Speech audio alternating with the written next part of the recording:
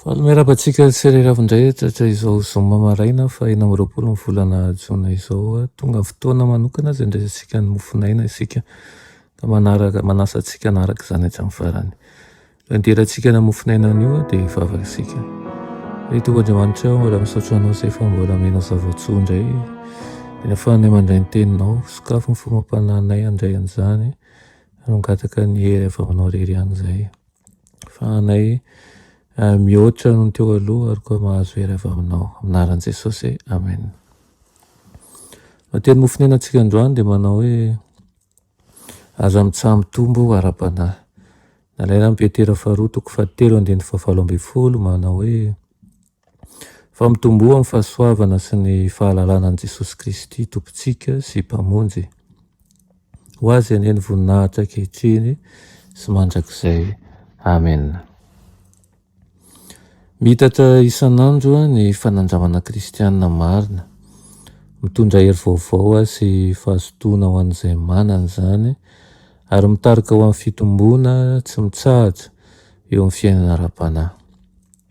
Saingy ny tontolo kristianina dia feno olona milaza ho mpivavaka nefa zara raha mivavaka, raha-mpivavahana raha ny marina.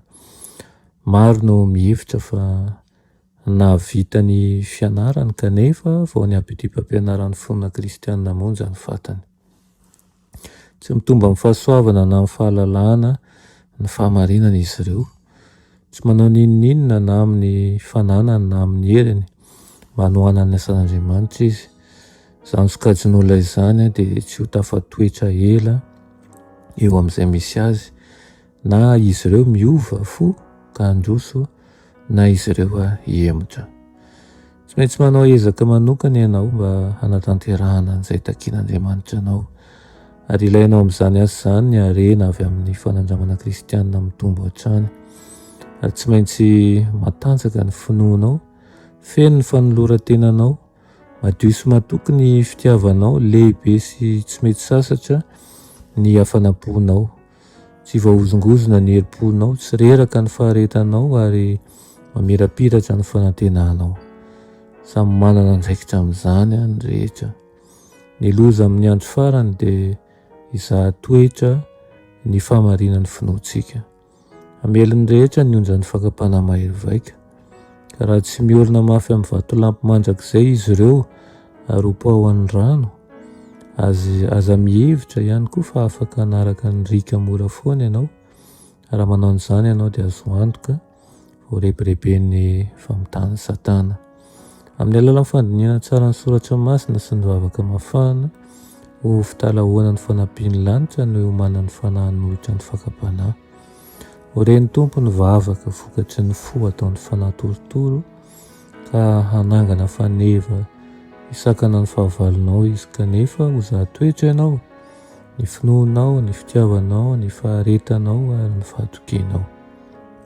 Ary ny fandresena izay enta mandresy an'izao tontolo izao dia ny finoantsika. Dia ingany izany ho ampinga hoentsika mandresy an'izao tontolo izao tokoa ka haritra amin'ny farany tokoa isika ao amin'ny fakapanahy rehetra izay miseho amin'ny fiainantsika. Amen. Afaka isika misaotra anao izay ray hony amin'izany teninao izany, mangataka aminao indrindra izay maka herezinao hatrany ao amin'ny ady rehetra izay hatrehanay, ary mangataka aminao manokana ray mba magnanisa tokantrano tsirairay avy izay mihitsy ho fahatarana izao ianao ary hanome hery ho anay tsirairay avy. Anaran'i Jesosy, amen.